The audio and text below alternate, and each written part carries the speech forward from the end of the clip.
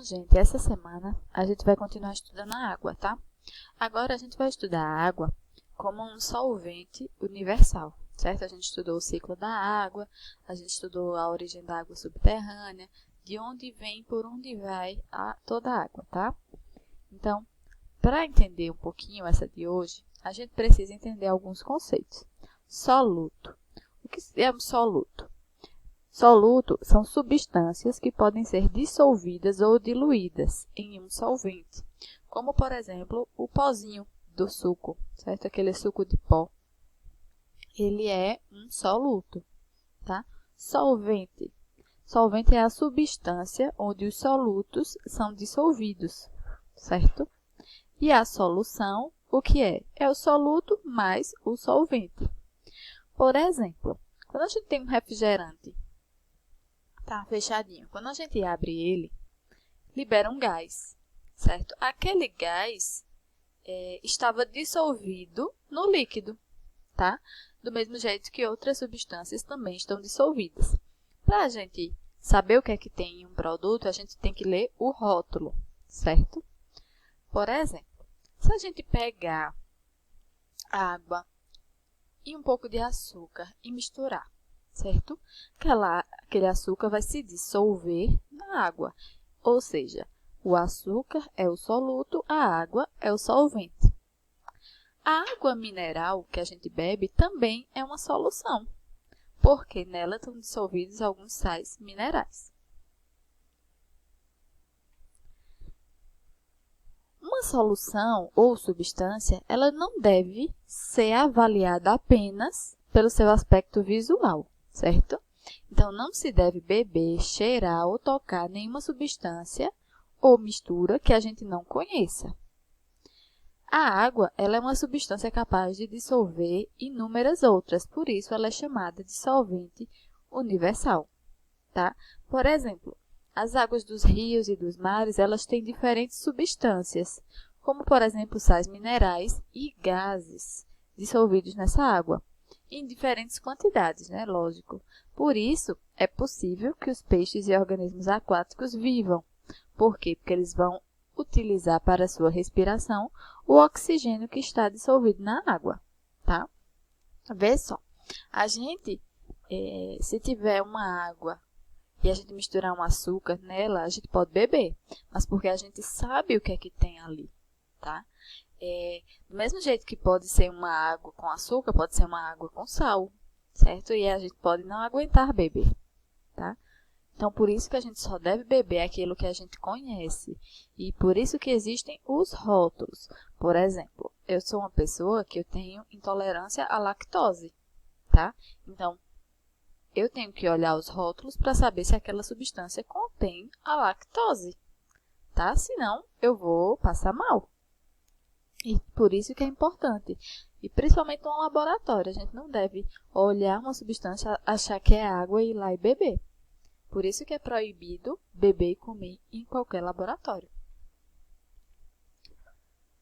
Alguns fatores elas podem facilitar a dissolução, como, por exemplo, a agitação. Se a gente mexer uma mistura, vai acelerar que aquelas partículas se dissolvam. Sem a agitação, a dissolução também vai ocorrer, mas é mais demorada. Ela não é necessária, né? Sem a agitação, a mistura vai ocorrer, certo? Por quê? Porque as partículas do soluto e do solvente, elas já estão em movimento constante, mesmo que a gente não consiga ver. Por quê? Porque é um movimento das partículas, né, dentro daquela substância. E isso vai fazer com que as partículas do soluto vai se espalhar uniformemente pela água. Mas o agitar, o mexer, vai fazer com que ela ocorra mais rapidamente. A temperatura também é um outro fator que vai facilitar a dissolução, certo?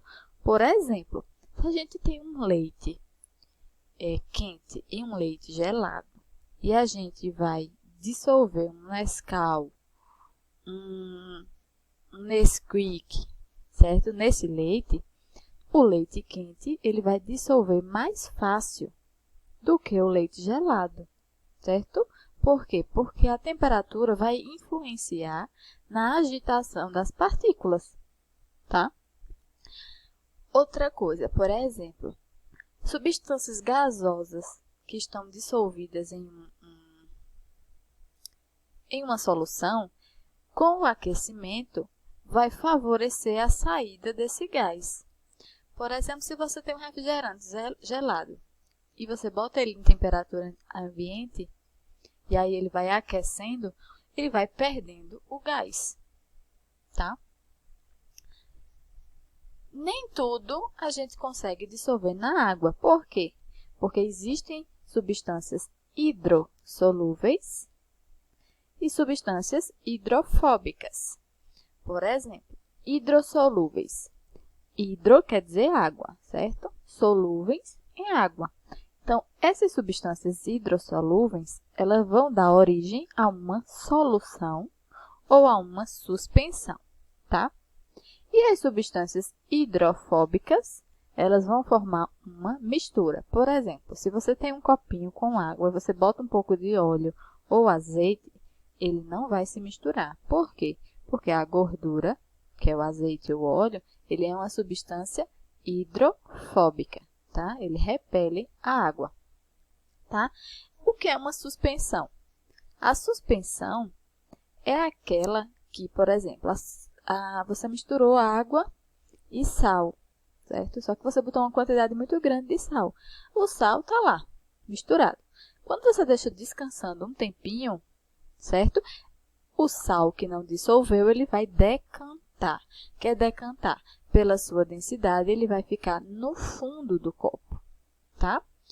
Isso é uma suspensão. Por exemplo, se você pega uma água bem barrenta, certo? Água misturada com barro. Aquele barro, ele não está dissolvido naquela água, tá? Se você deixar ele descansando, ele vai decantar, ele vai para o fundo do copo. Como é que a gente pode separar misturas?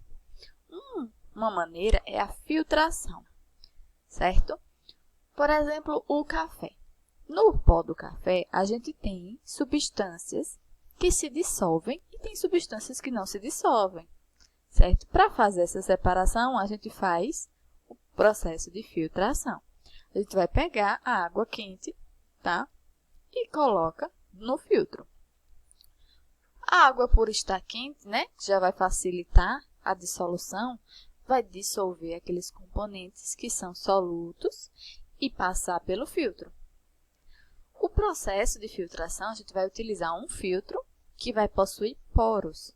Esses poros, eles são tão pequenos que só permitem a passagem da água e do que está dissolvido nela, certo? Por exemplo, se a gente tem uma suspensão ou uma mistura, elas vão ficar retidas no filtro, tá? E se a gente tiver uma solução, passa pelo filtro. Gente, tem uma experiência que a gente pode fazer com a ajuda dos nossos pais, tá? Por exemplo, você pode ferver 2 águas. Uma água sem nada, né? Somente a água mineral.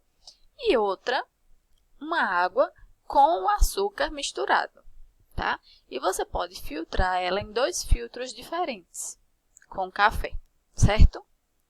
Aí, quando esfriar, que você puder beber, você vai ver que na que você colocou açúcar, o açúcar passa pelo filtro. Por quê? Porque ele está completamente dissolvido na água. Ele é uma solução, tá? Já se ele ficar retido, ele está como uma suspensão ou uma mistura, porque ele não se dissolveu na água, tá? O filtro de água, ele vai ter uma pecinha que se chama vela. Passa pela vela o que está dissolvido. Ela é tipo um filtro, certo? A água potável. Por exemplo, numa água mineral vai ter os sais minerais. Ele vai passar pelo filtro, porque ele está completamente dissolvido na água, tá? A água potável é aquela que é apropriada para o consumo. Nem toda água limpa, mesmo ela estando incolor, insípida, inodora, aquilo que a gente viu, nem sempre ela vai ser potável. Por quê? Porque uma água ela pode apresentar todas essas características e possuir micro-organismos ou substâncias tóxicas dissolvidas. Mesmo sendo filtrada, essa água deve ser tratada, tá? Aqui nós temos algumas classificações das águas, tá?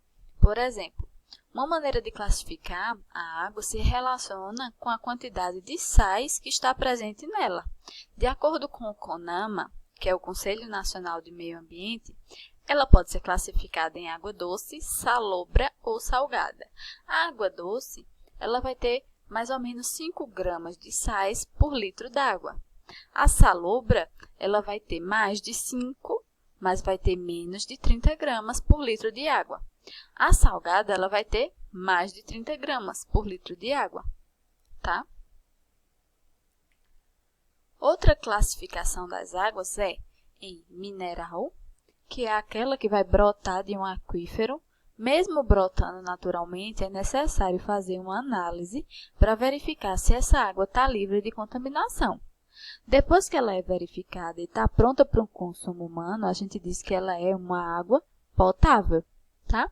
Só que algumas atividades humanas, como por exemplo laboratório, né, ela exige que a água seja pura, ou seja, sem nenhuma outra substância, inclusive aqueles sais minerais. Por quê? Porque qualquer sal mineral pode alterar a composição do medicamento ou da análise que você está fazendo no laboratório, tá? Quando ela está nesse grau de pureza, a gente chama ela de água destilada. Ela não existe assim na natureza. Ela é obtida em laboratório por um processo que a gente chama de destilação, que a gente vai ver nessa última imagem, tá? Vê, a água mineral, ela é aquecida em um balão, certo? De destilação. E aí ela vai entrar em ebulição, né? Que é quando a gente ferve a água, ela vai começar a se transformar em vapor. E aí ela vai produzir bolhas e aí se transformar em vapor de água. Esse vapor de água vai passar por dentro de um condensador.